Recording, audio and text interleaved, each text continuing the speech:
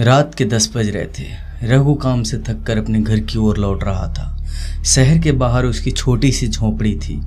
रास्ता सुनसान था और अंधेरे में केवल चांदनी की कुछ ही रोशनी दिखाई दे रही थी। रघु ने अक्सर लोगों से सुना था कि इस रास्ते पर कुछ अजीब घटनाएं होती हैं, लेकिन उनमें कितनी सच्चाई है ये किसी को पता नहीं, और उसने कभी ध्यान भी नहीं दिया इन सब बातों। रघु अपनी मोटरसाइकिल से जा रहा था, तब अचानक उसे रास्ते के किनारे एक आदमी खड़ा दिखाई दिया। उस व्यक्ति ने सफ़ेद कपड़े पहन रखे थे और इसके हाथ में एक छड़ी था। वह रास्ते में खड़ा होकर लिफ्ट मांग रहा था। रघु ने अपनी मोटरसाइकिल रोकी और उस आदमी से पूछा, कहाँ जाना है आपको? वह आदमी धीमी आवाज़ में बोला, मुझे बस थोड़ा आगे छोड़ देना, मैं रास्ता भटक गया हूँ। रघु ने उसे मोटरसाइकिल पर बैठा लिया।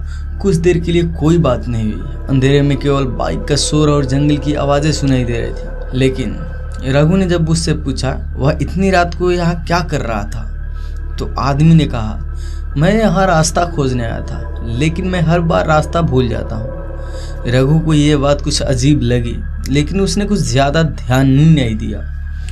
कुछ देर के बाद रघु को महसूस हुआ कि वो आदमी बहुत ही ठंडा था, जैसे उसकी देह में कोई गर्मी ही ना हो। उसे लगा कि शायद ठंडी की वजह से ऐसा हो रहा है, इसलिए उसने अपने जैकेट को उस आदमी को दे दी। उस व्यक्ति ने जैकेट पहन ली, लेकिन उसने कहा, इससे तो मुझे कोई फर्क नहीं पड़ेगा भाई साहब। रघु अब घबरा चुका था। उसे महसूस होने लगा कि बाइक का वजन हल्का हो गया। उसने अचानक पीछे मुड़कर देखा तो वो आदमी था ही नहीं। रघु के रोंगटे खड़े हुए। बाइक अभी भी चल रही थी और रघु को अपनी पीठ पर एक ठंडा एहसास महसूस हो रहा था, जैसे कोई उसके पीछे बैठा हो। उसने बाइक रोकी। जैसे ही पीछे मुड़कर देखा, कोई नहीं था। रघु की सांसें तेज हो गई।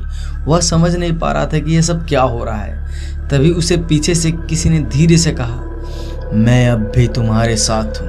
रघु डर के मारे बाइक से कूद गया और भागने लगा। वह दौड़ता रहा और पीछे से उसे उसी आवाज़ की हंसी सुनाई दे रही थी। वह आवाज़ साफ साफ कह रही थी, तुम मुझसे भाग नहीं सकते, मैं हर जगह हूँ। रघु किसी तरह अपना घर पहुँचा।